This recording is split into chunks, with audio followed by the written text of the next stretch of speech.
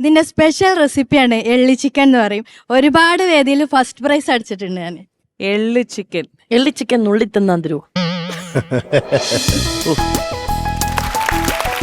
ചേച്ചിയുടെ പേരെങ്ങനെയാ? റെജീന ചേച്ചി ഉണ്ണിയപ്പം കൊണ്ടുവന്നിട്ടുണ്ട്.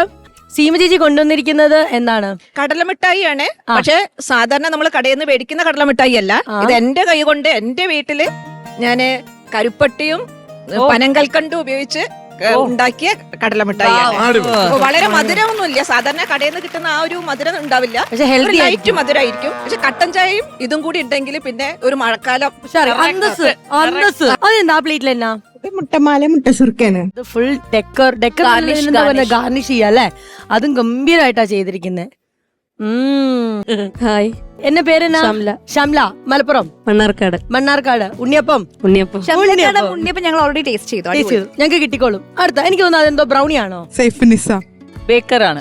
അടിപൊളി. അപ്പൊ എന്റെ ഒരു സിഗ്നേച്ചർ ബ്രൗണിയാണ് ഞാനിന്ന് കൊണ്ടുവന്നേക്കുന്നത്. ഓൾറൈറ്റ്. അപ്പൊ അങ്ങനെ ബ്രൗണി വരെ നമ്മൾ എത്തി നിൽക്കുകയാണ്. അവിടുന്ന് തുടങ്ങിയ യാത്ര അങ്ങ് അച്ഛൻ വരെ നമ്മൾ എത്തി നിൽക്കുകയാണ്. ഞാനൊരു കാര്യം പറഞ്ഞോട്ടെ, അതിന് മുന്നേ ദുൽഖറിന് സമയമില്ല പോണെന്ന്. ആ തിലകൻ എത്ര സമയമായിട്ടറിയാ സൈഡിൽ നിന്ന് ഉണ്ണിയപ്പം 3 ഉണ്ണിയപ്പം തന്നെ.